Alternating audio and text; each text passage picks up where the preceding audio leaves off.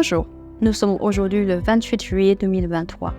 Ce mois-ci, les marchés émergents montent d'environ 4% en euros et 5% en dollars. En Asie, les bourses chinoises et hongkongaises montent d'environ 5% en euros, portées par la bonne dynamique post-Politburo. Taïwan, la Corée et l'Inde continuent de progresser après la bonne performance du premier semestre. Cependant, la volatilité reste élevée sur certains marchés.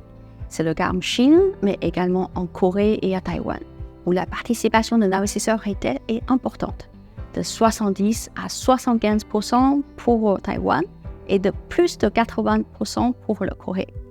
La rotation journalière de l'indice Kospi a atteint 28 milliards de dollars, la troisième plus haute de son histoire. Ailleurs, les bourses de Moyen-Orient sont boostées par la hausse de prix du baril, plus 13% sur le mois, mais également par les bonnes publications dans le secteur financier.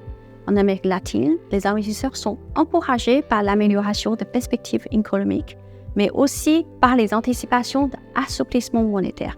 La bourse brésilienne est en hausse de 1,5% en euros sur le mois, pour une progression de 15% depuis le début de l'année. Le sentiment vis-à-vis des actifs chinois semble s'améliorer suite à la réunion du Politburo. Qu'en pensez-vous ? L'économie chinoise tourne au ralenti depuis le début du deuxième trimestre.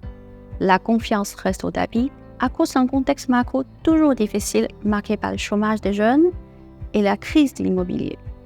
Lors de la réunion du Politburo de cette semaine, on constate un changement de ton remarquable. Pékin propose une politique budgétaire proactive pour soutenir la croissance économique. Les mesures de relance devraient s'intensifier dans les semaines à venir. Différents secteurs pourraient en bénéficier, notamment l'immobilier. Nous avons noté également la forte volonté de la part du gouvernement chinois de résoudre le problème lié au surendettement de collectivités locales. Bien qu'il manque encore des détails, nous estimons que cette évolution positive pourra enfin redonner la confiance aux consommateurs et au secteur privé qui est primordial pour relancer la croissance. Et certaines sociétés ont déjà publié leurs résultats du second trimestre. Quels sont vos constats ?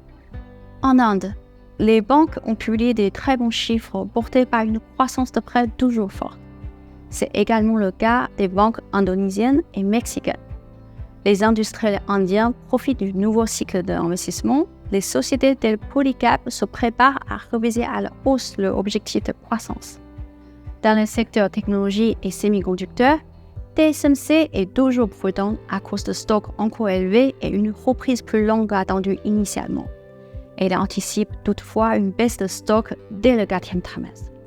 Samsung profite du retour de ses activités de puces mémoire.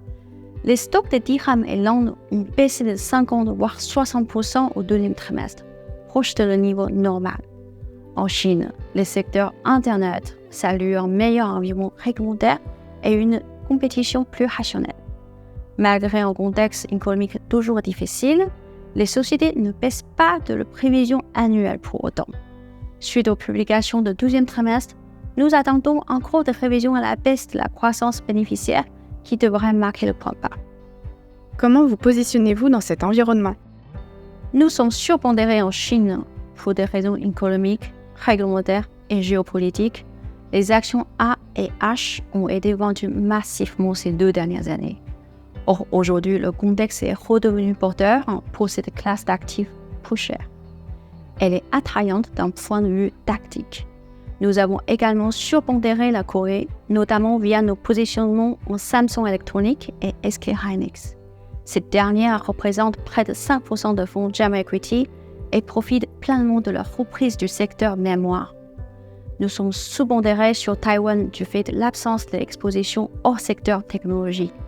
Nous aimons toujours l'Inde pour ses opportunités structurelles, mais restons en ligne par rapport à notre indice en raison de niveaux de valorisation élevés.